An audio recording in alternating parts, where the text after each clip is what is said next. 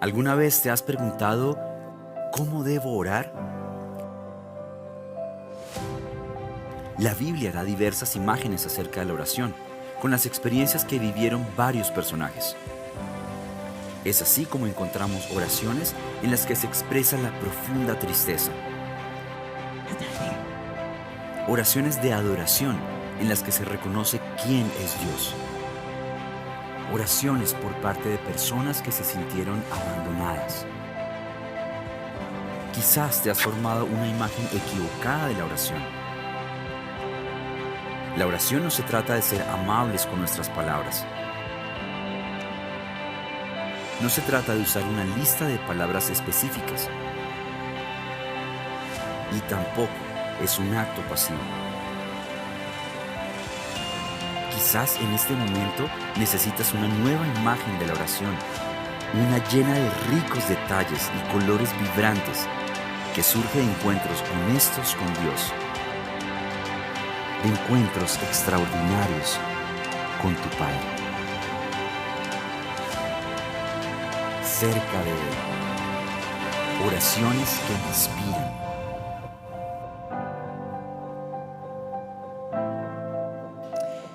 Muy buenos días, querida Confra. Qué rico volver a verlos desde aquí. Qué privilegio tan grande y qué felicidad poder volver a estar todos juntos en nuestra casa, ¿cierto? Pero también un saludo muy especial a aquellas personas que se conectan a la transmisión en vivo, porque esta es la nueva forma de hacer iglesia. Iglesia no son cuatro paredes.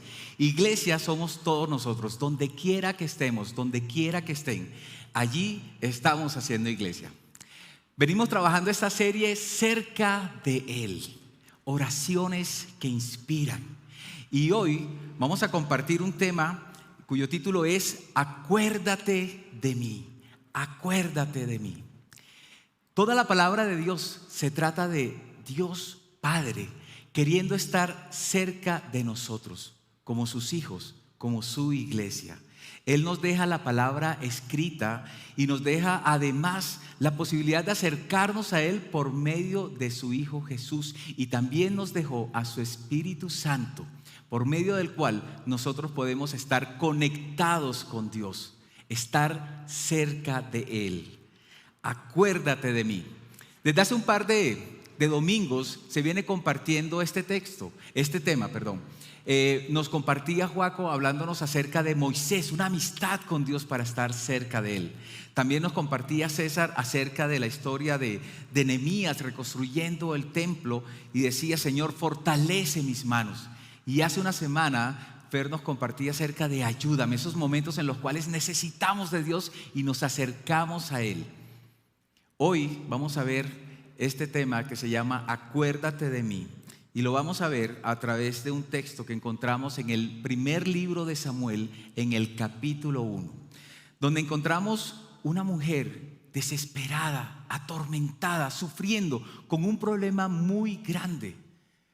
Pero una mujer que hace una oración que nos genera inspiración, una oración que nos inspira. Miren, hay formas de acercarse a la palabra de Dios.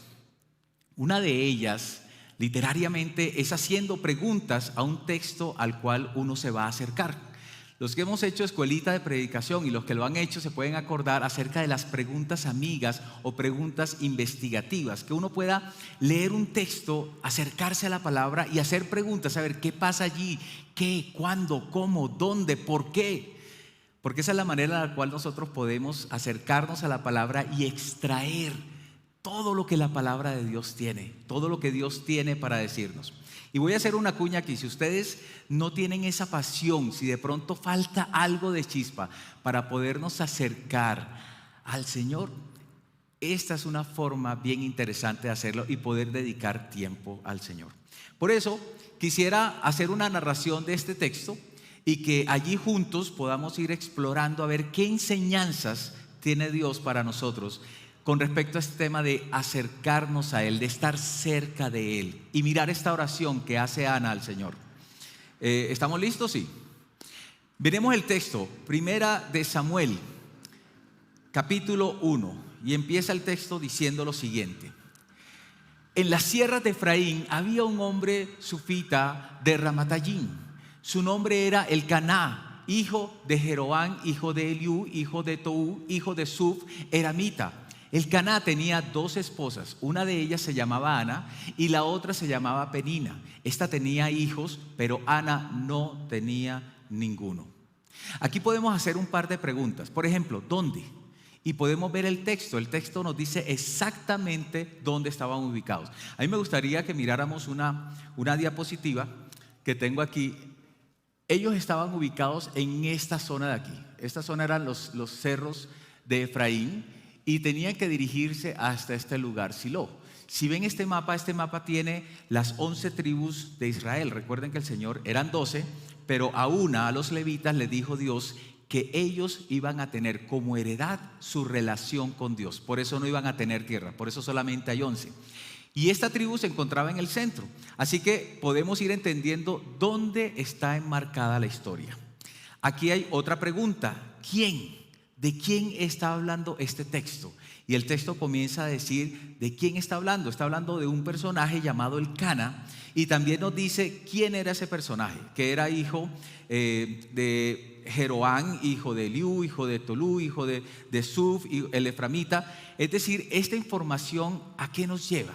A entender que este hombre era un levita, ¿sí? Era un hombre de Dios. Por eso él tenía una tradición de moverse de un lado a otro para ir a adorar a Dios. Hay otros personajes que nos van narrando la historia. Nos habla de dos mujeres, las dos esposas que él tenía. Una se llamaba Ana y la otra se llamaba Penina, ¿cierto? Ahí vamos con personajes. Más adelante vamos a encontrarlo. Yo quiero ir referenciando para tener como ese marco. Habla de dos personajes más, Ofni y Finés, que son los hijos del sumo sacerdote Elí. ¿Ok? Vamos a tener otra pregunta. ¿Cuándo? ¿Cuándo sucede esto? Porque en la palabra hay que saber el texto, el contexto, el marco donde estamos nosotros leyendo. Esto sucede en la época en la cual Israel ya era una nación, ya tenía una posesión, pero todavía no tenía rey. Pero en ese momento ellos estaban haciendo más o menos lo que querían y entonces Dios les mandaba jueces. Para esta ocasión el juez era el sumo sacerdote Elí. También hay un tiempo específico en la narración y era que cada vez al año, una vez al año, ellos se movían de un lugar a otro. ¿Estamos claros con esa información? ¿Sí? ¿Qué otra pregunta podríamos hacer al texto? A ver, si a alguien se le ocurre alguna. Hay una muy sencilla. ¿Qué? Bueno, ¿qué pasa aquí? Y vamos a explorar un poquito lo que está sucediendo en esta narración.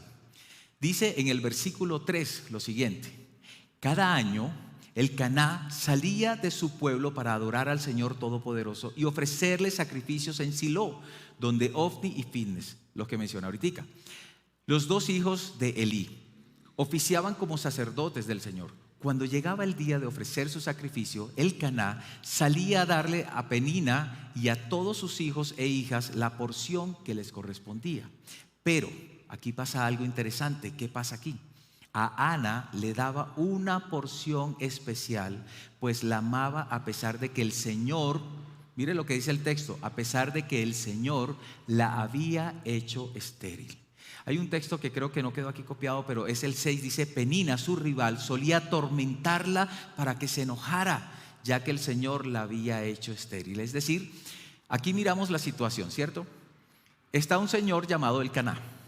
Sale con toda su familia, porque era levita, a adorar a Dios. Salía un recorrido de aproximadamente 18 a 19 kilómetros. Salía con su comitiva, salía con sus esposas, sus hijos, salía seguramente con sus sirvientes, sus asnos, sus burritos, sus ovejas, llevaba todo para adorar. Y era un recorrido en 18 o 19 kilómetros, bajando desde una montaña, llegando hasta Silo. Seguramente habían por lo menos unas 10, 12 horas de camino. La situación que aquí se está presentando es que Penina comenzaba a atormentar a Ana, es decir, comenzaba a insistirle que era una mujer estéril, era una mujer que no tenía nada, no tenía hijos, no podía darle hijos a su esposo. Luego esto atormentaba a Ana, era un sufrimiento, y el texto más adelante dice que eso pasaba cada año. Miren, muchas veces encontramos en la palabra, como dice, el Señor hizo estéril. A veces se preguntaba a la gente qué había hecho para llegar a esta situación. ¿Por qué una persona tenía que sufrir un tormento de esta naturaleza? A veces era por un pecado, por una herencia. ¿Recuerdan cuando Jesús sanó a un ciego y los fariseos preguntaban quién pecó, este o sus padres? Y el Señor Jesús dijo, ninguno. Esto fue hecho para la gloria de Dios. Aquí vemos una situación bien interesante porque Ana está sufriendo y aparentemente el texto no narra, no ha hecho nada, pero está teniendo un tremendo problema. Y además tiene su competencia. Miren, en ese entonces tener dos esposas no era común. Era permitido, pero no era común. Solamente personas de alta sociedad podían darse ese lujo o reyes de otros pueblos por allí. Pero recordemos que en la Biblia también nos muestra lo que pasó con Abraham cuando no podía tener hijos. La decisión de Sara fue decir, ve y está con la concubina para poder tener hijos, ¿sí?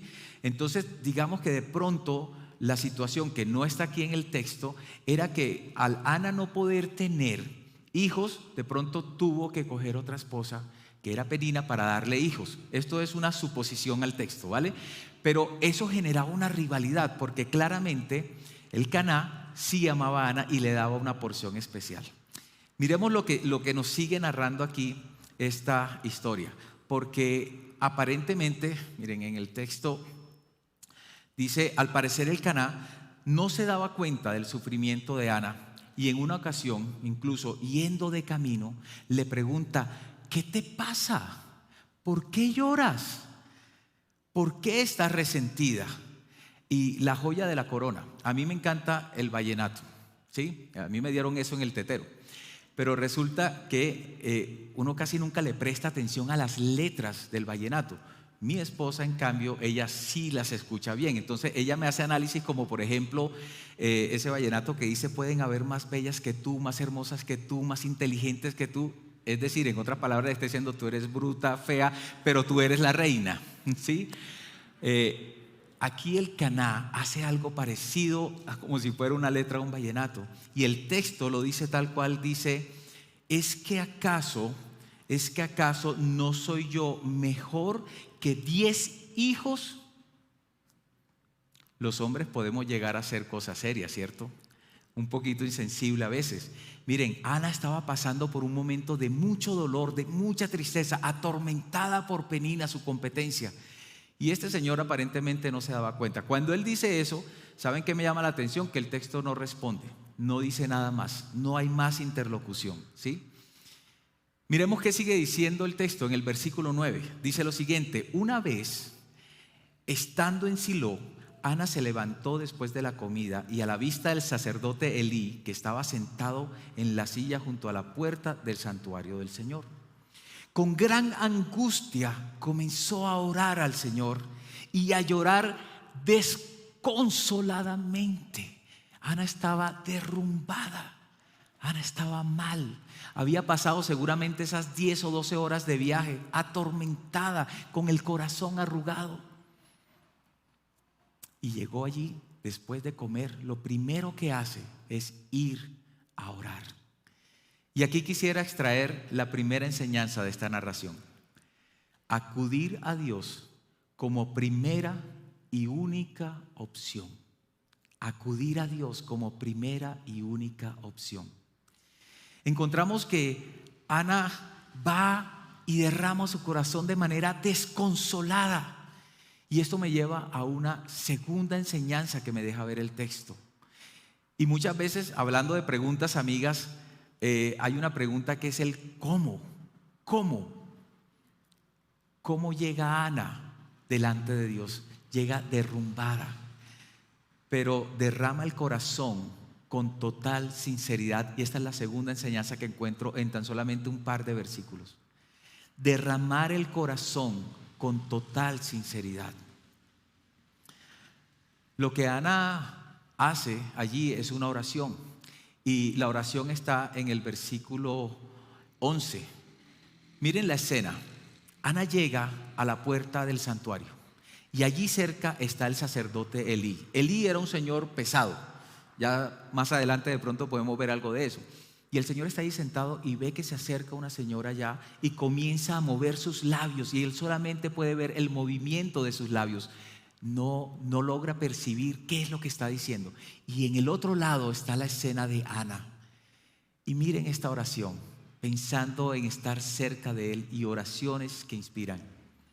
Entonces hizo este voto: Señor Todopoderoso, si te dignas mirar la desdicha de esta sierva tuya, y si en vez de olvidarme te acuerdas de mí, y me concedes un hijo varón, yo te lo entregaré para toda la vida y nunca se cortará el pelo.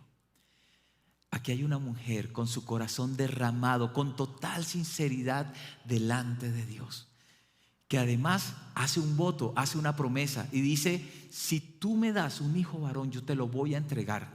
Cuando dice no cortar el pelo, era porque era uno de los votos que había que cumplir una persona nazarena, una persona entregada a servir a Dios el resto de su vida. Así que aquí encontramos una mujer que busca primero de Dios, que derrama su corazón delante de Dios. Pero el texto en el versículo 12 dice: como Ana estuvo orando largo rato ante el Señor. Ana no solamente fue un ratico a orar, Ana estaba con su corazón devastado, así que ella duró largo rato en el santuario orando al Señor. Y esto me lleva a una tercera enseñanza. Orar, acercarse a Dios, requiere de tiempo. Tiempo como el que usó Moisés cuando se fue a orar en el Sinaí, al punto que el resto del pueblo pensó que ya se había perdido y se había desaparecido. Eso seguramente fueron 3 o 4 semanas. Ana seguramente duró por lo menos 2, 3, 4, 5 horas derramando su corazón. La realidad es que las relaciones importantes necesitan tiempo, ¿sí? Miren, regresando a lo que estaba pasando, allí dice en el versículo 13, Elí le dice lo siguiente a Ana: ¿hasta cuándo te va a durar la borrachera, mujer?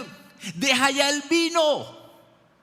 Imagínense, el sacerdote, un señor grande, va y se acerca, y su primera impresión es que esta señora, que llevaba quién sabe cuánto tiempo allí hablando, musitando cosas que no entendía, le dice: deja el vino, deja la borrachera. ¿Hasta cuándo?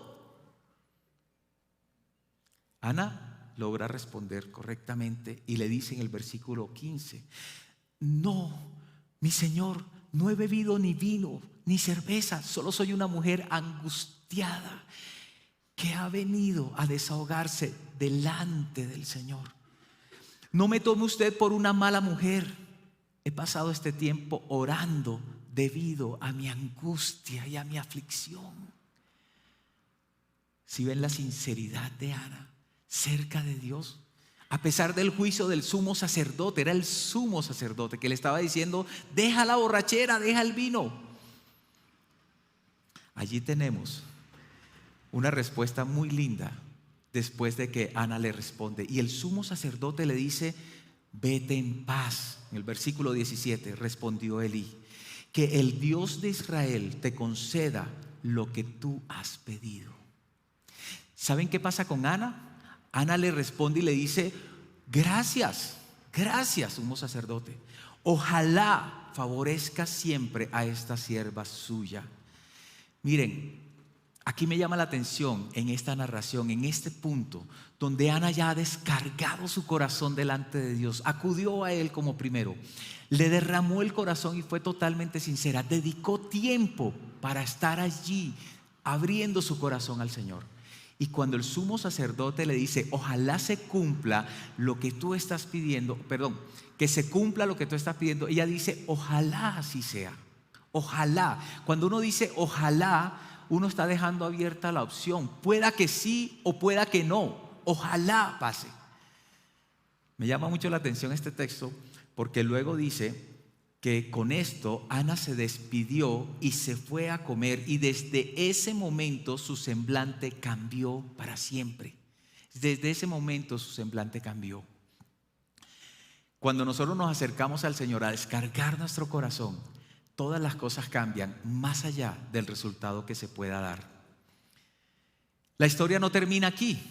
Miren que dice más adelante, ellos madrugaron después de adorar al Señor y volvieron a su casa en Ramá.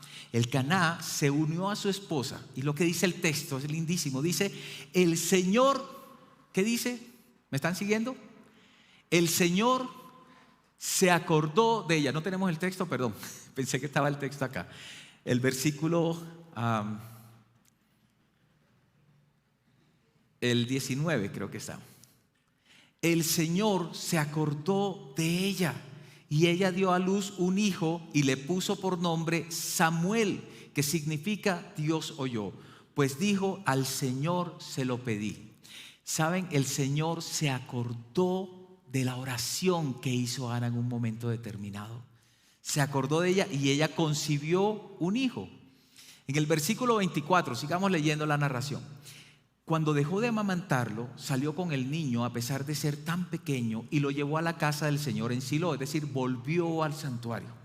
También se llevó un becerro de 3 años, una medida de harina y un odre de vino. Luego sacrificaron el becerro y presentaron el niño a Elí, al sumo sacerdote. Y dijo Ana, mi señor, tan cierto como que usted vive, le juro que yo soy la mujer que estuvo aquí a su lado orando al Señor. Este es el niño que yo le pedí al Señor y Él me lo concedió. Ahora yo, escuchemos bien lo que pasa. Ahora yo, por mi parte, parece que estuviese redundando allí diciendo lo mismo. Yo, de mi parte, a mí misma, se lo voy a entregar al Señor. Mientras el niño viva, estará dedicado a Él. Entonces Elí se postró allí ante el Señor. Una cuarta enseñanza, miren, los textos bíblicos nos enseñan muchas cosas, pero de yo quisiera que nos quedáramos con 4 puntos para estar cerca de Él, con esta oración que hace Ana. Y es que podamos cumplir cada compromiso que hagamos con el Señor. Imagínense lo que es dejar un niño de 3 o 4 años, cumpliendo una promesa a Dios. Quiero decirles, hace un par de años se fue mi hija Camila de la casa a empezar su vida. Hace 4 meses se fue Daniel, se me quedó el corazón arrugado. Nos quedamos Emma, Mir y yo, que no queríamos saber de un domingo juntos porque era nuestro día especial y dolió un montón. Ahora imagínense una mamá dejar a su hijo de 2, 3, máximo 4 años, dejarlo para entregar al Señor. Pero Ana cumplió cabalmente su promesa. Acuérdate de mí. Y el Señor se acordó de Ana. Esta es una oración que inspira muchísimo. Y quiero decirles, pensando en 4 enseñanzas que nos deja este recorrido para que podamos acercarnos de esta manera a Él.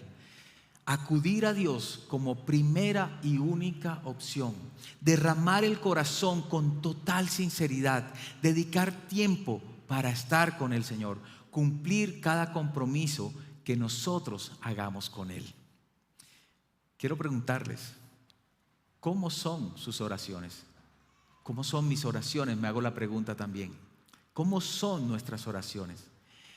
Historias como las que tú y yo vivimos hoy en día.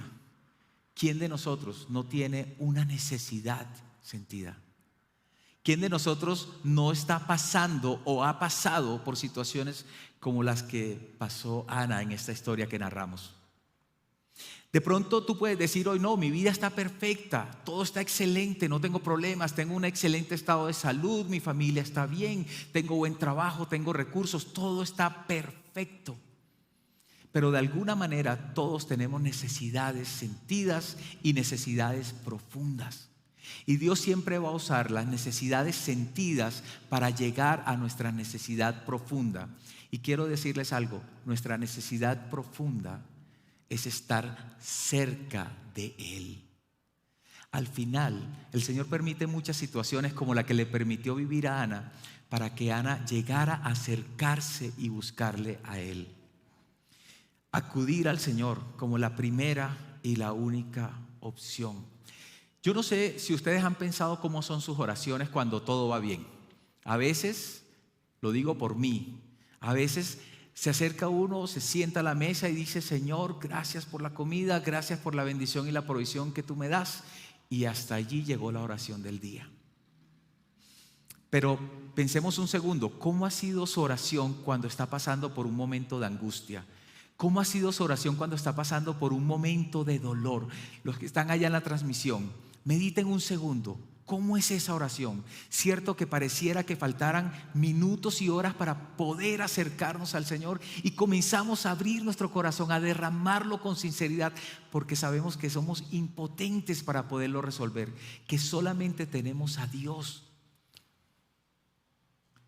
En esta meditación yo tuve que hacer algo de reflexión para entender un poco cuáles han sido mis historias. Tengo dos que quisiera compartirles. Cuando recién conocí al Señor a los 14 años, mi papá era ateo y él quería retarme a demostrarme en una hora que Dios no existía. También vivía una situación muy difícil en mi hogar y cuando me acerco a Dios, cuando recién lo conozco, mis primeras oraciones eran oraciones de mucho tiempo, eran oraciones largas porque había mucho dolor en mi corazón y yo derramaba mi corazón delante de Dios. 10 años más tarde, mi papá se acercó a Jesús y hoy vive y tiene una relación con Él. Pero también recuerdo un momento en el cual mi hija Emma, con 3, 4 años, estábamos nosotros a punto de salir a un encuentro matrimonial con mi esposa. Teníamos todo listo y el jueves en la noche la niña empieza con una crisis respiratoria. Nos vamos al clinicentro, llegamos, le ponen oxígeno, medio litro de oxígeno y esperando a ver si la cosa evolucionaba mejor. Al día siguiente, viernes, era el día que teníamos que salir a este encuentro y finalmente no se puede porque la niña sigue empeorando. Suben a 1 litro de oxígeno. La cosa se pone muy difícil. Pasamos una noche más en el clinicentro, luego pasa otro día, el sábado. Los médicos estaban preocupados porque había un pico respiratorio en Bogotá, de crisis respiratorias en Bogotá y no habían camas. Recuerdo mucho que finalmente el sábado en la tarde encontraron un cupito en la Clínica Colombia y allá nos mandaron. Mi esposa salió en la ambulancia con la niña, yo salí detrás. Obviamente las oraciones se intensificaban: Señor, guarda a mi hija, Señor, guarda a mi hija. Recuerdo que llegamos a la Clínica Colombia, pasamos la noche fue difícil. Ya Emma estaba con 2 litros de oxígeno, cada vez la cosa se empeoraba más.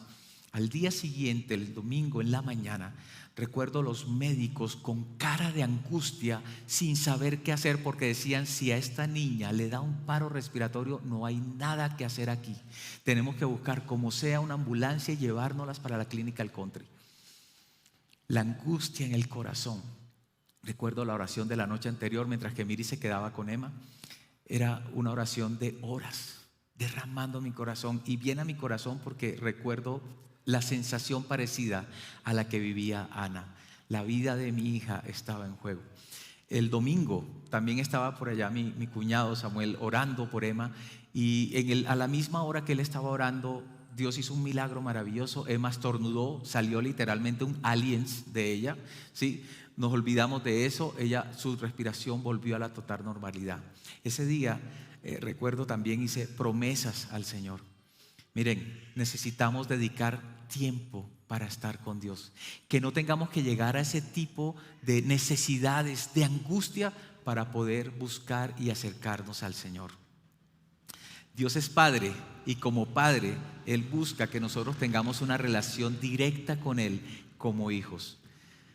Por eso este tema del tiempo, quiero decirles, una gran mentira que por muchos años se vendió es el tiempo de calidad, que el tiempo importante es el tiempo de calidad. Mire, no, el verdadero tiempo de calidad es un tiempo de abundancia. Los papás que tienen niños pequeños, dedíquenle no solo tiempo de calidad, mucho tiempo. Se necesita tiempo. Las relaciones de pareja no solamente son tiempos de calidad, es mucho tiempo. Es poder conectarse, es poder hablar. Y con Dios es exactamente igual. Es poder estar conectados con Él por mucho tiempo. Y por último, es poder cumplir las promesas que nosotros hacemos al Señor.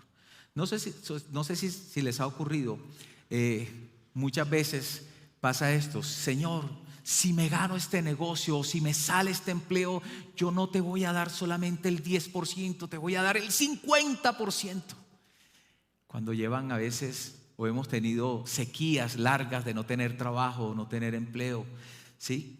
O algunas personas que están enfermas y dicen: Señor, si me sanas, ahora sí voy a ir a la iglesia, ahora sí te voy a servir, ahora sí voy a ayudar a otros y voy a dedicar mi tiempo a honrarte.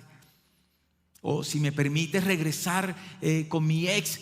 Bueno, para algunos regresar con la ex no es una bendición, ¿no? Pero no, Señor, restaura mi relación, restaura mi matrimonio, mis emociones, mi parte emocional y sentimental. Y si haces eso, entonces yo voy a consagrar a ti mi matrimonio. Pero resulta que pasa el tiempo y a veces se nos olvida. Pero qué bonito es que la misericordia de Dios es tan grande que pasa por encima de eso. Es más, el Señor nunca nos pide nada a cambio de sus bendiciones. Pero qué bonito nosotros poder presentarnos a Él y darle a Él lo mejor que nosotros tenemos. Poder acercarnos a Dios como lo primero y lo más importante. Poder derramar nuestro corazón delante de Él. Poder dedicar tiempo en la presencia de Dios, tiempo de calidad, y poder cumplir nuestras promesas al Señor. Esto es lo que podemos sacar de esta enseñanza, y seguramente habrá muchas cosas más,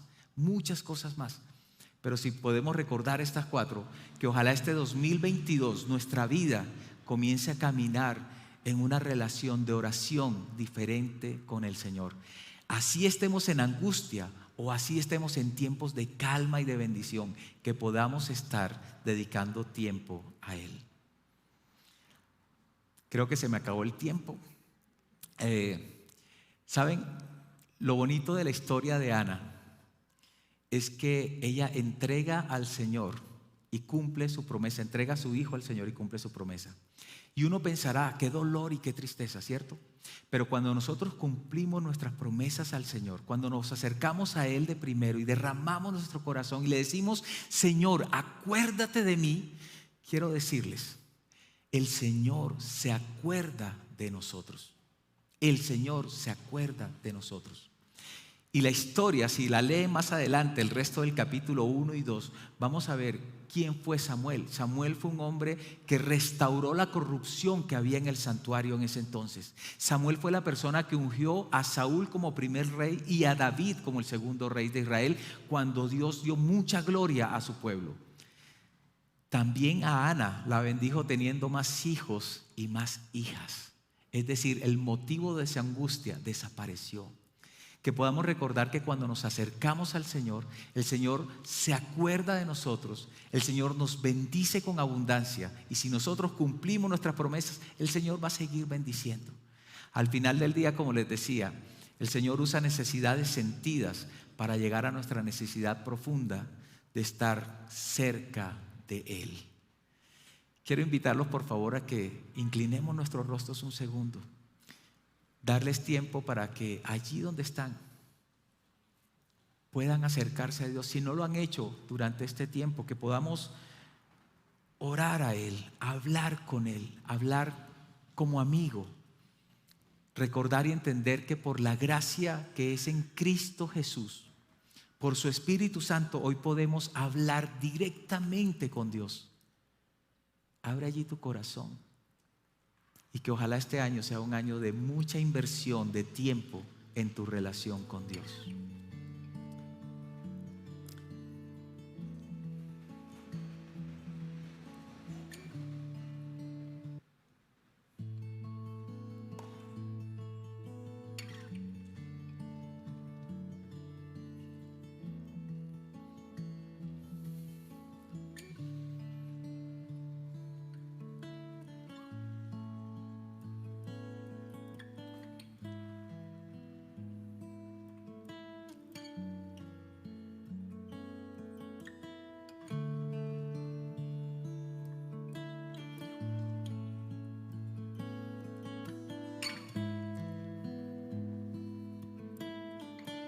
¿Cuánto necesitamos de ti, Señor? Cada día de nuestra vida, en bendición o en angustia, necesitamos de ti, mi Dios. Ayúdanos, Señor, a estar más cerca de ti, a que nuestra oración y nuestra forma de vivir también, como Ana, termine inspirando a otros, Señor. que nuestra vida pueda ser de testimonio a otros, que nuestro proceder, nuestro actuar, nuestro hablar pueda impactar a otros, que podamos surtirnos de vida en el tiempo que invertimos estando delante de ti, Señor. Pido, Señor, para que cada uno de los que estamos aquí hoy podamos recibir, Señor, el querer como el hacer para estar cerca de ti. Y cada persona que está escuchando esta transmisión pueda ser tocada por ti, Señor, ser movida a acercarse a ti. Normalmente hacemos una conclusión con una frase o con un texto. La conclusión que quiero dejarles hoy es esta oración: acuérdate de mí, oh Dios, que seas lo primero y en mi corazón te busque siempre, que pueda derramar ante ti mi alma con sinceridad, que no exista límite de tiempo para estar contigo. Y cuando respondas conforme a tu perfecta voluntad, yo cumpla todas mis promesas hechas en oración, que mi mayor anhelo sea estar cerca de ti, que toda mi vida te dé la gloria y te dé la honra, Señor. En el nombre de Jesús.